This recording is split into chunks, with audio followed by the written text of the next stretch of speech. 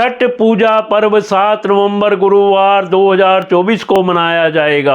छठ पूजा मुहूर्त 7 नवंबर 2024 को सूर्योदय समय, छठ पूजा के दिन प्रातः 6:38, सूर्यास्त समाप्त, छठी पूजा के सायंकाल 5:32। षष्ठी तिथि प्रारंभ 7 नवंबर 2024 को प्रातः 12:41 से, षष्ठी तिथि समाप्त 8 नवंबर 2024 को प्रातः 12:34 तक। षष्ठी को मनाया जाने वाला लोक पर्व है। इसे सूर्य सृष्टि के नाम से भी जाना जाता है। यह पर्व दिवाली के 6 दिन बाद मनाया जाता है। यह पर्व मुख्य रूप से उत्तर भारत के राज्य बिहार, झारखंड और पूर्वी उत्तर प्रदेश में बड़े ही धूमधाम से मनाया जाता है।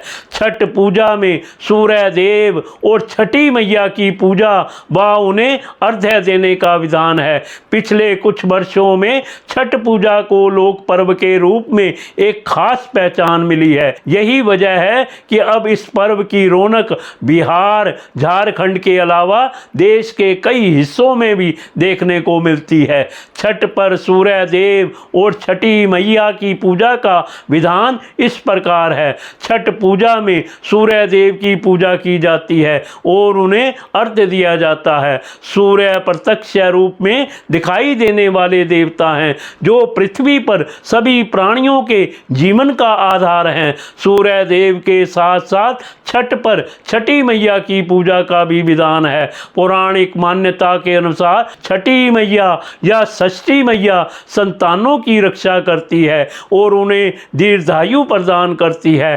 शास्त्रों में षष्ठी देवी को ब्रह्मा जी की मानस पुत्री भी कहा गया है। पुराणों में इन्हें मां कात्यायनी भी कहा गया है, जिनकी पूजा नवरात्रि में षष्ठी तिथि पर होती है। षष्ठी देवी को ही बिहार, झारखंड में स्थानीय भाषा में छठ मैया कहा गया है। छठ पूजा 4 दिनों तक चलने वाला लोक पर्व है। यह 4 दिवसीय उत्सव है जिसकी शुरुआत कार्तिक शुक्ल चतुर्थी से होती है और कार्तिक शुक्ल सप्तमी को इस पर्व का समापन होता है। नहाए खाए पहला दिन, यह छठ पूजा का पहला दिन है। नहाए खाए से मतलब है कि इस दिन स्नान के बाद घर की साफ सफाई की जाती है और मन को तामसिक प्रवृत्ति से बचाने के लिए शाकाहारी भोजन किया जाता है। खरना दूसरा दिन, खरना छठ का पूजा का दूसरा दिन है। खरना का मतलब पूरे दिन के उपवास से है। इस दिन व्रत रखने वाला व्यक्ति जल की एक बूंद तक ग्रहण नहीं करता है। संध्या के समय गुड़ की खीर, घी लगी हुई रोटी और फलों का सेवन करती हैं। साथ ही घर के बाकी सदस्यों को इसे प्रसाद के तौर पर दिया जाता है। संध्या अर्घ तीसरा दिन, छठ पर्व के तीसरे दिन कार्तिक शुक्ल षष्ठी को संध्या के समय सूर्य देव को अर्घ्य दिया जाता है। शाम को बांस की टोकरी में फलों, ठेकुआ, चावल के लड्डू आदि से अर्घ्य का सूप सजाया जाता है, जिसके बाद व्रती अपने परिवार के साथ सूर्य को अर्घ्य देती हैं। अर्घ्य के समय सूर्य देव को जल और दूध चढ़ाया जाता है और प्रसाद भरे सूप से छठी मैया की पूजा की जाती है। सूर्य देव की उपासना के बाद रात्रि में छठी माता के गीत गाए जाते हैं और व्रत कथा सुनी जाती है। उषा अर्घ्य चौथा दिन, छठ पर्व के अंतिम दिन सुबह के समय सूर्य देव को अर्घ्य दिया जाता है। इस दिन सुबह सूर्योदय से पहले नदी के घाट पर पहुंचकर उगते सूर्य को अर्घ्य देते हैं। इसके बाद छठ माता से संतान की रक्षा और पूरे परिवार की सुख शांति का वर मांगा जाता है। पूजा के बाद व्रती कच्चे दूध का शरबत पीकर और थोड़ा प्रसाद खाकर व्रत को पूरा करती हैं, जिसे पारण या परना कहा जाता है। छठ पूजा विधि इस प्रकार है।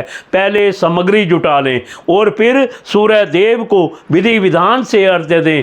बांस की 3 बड़ी टोकरी, बांस या पीतल के बने 3 सूप, थाली, दूध और गिलास, चावल, लाल सिंदूर, दीपक, नारियल, हल्दी, गन्ना, सुथनी, सब्जी और शकरकंदी, नाशपाती, बड़ा नींबू, शहद, पान, साबुत सुपारी, कैराब, कपूर, चंदन और मिठाई। प्रसाद के रूप में ठेकुआ, मालपुआ, खीर पूड़ी, सूजी का हलवा, चावल के बने लड्डू लें। अर्घ्य देने की विधि: बांस की टोकरी में उपरोक्त सामग्री रखें। सूर्य को अर्घ्य देते समय सारा प्रसाद सूप में रखें और सूप में ही दीपक जलाएं। फिर नदी में उतरकर सूर्य देव को अर्घ्य दें। छठ पूजा से जुड़ी पौराणिक कथा इस प्रकार है। छठ पर्व पर छठी माता की पूजा की जाती है, जिसका उल्लेख ब्रह्म वैवर्त पुराण में भी मिलता है। एक कथा के अनुसार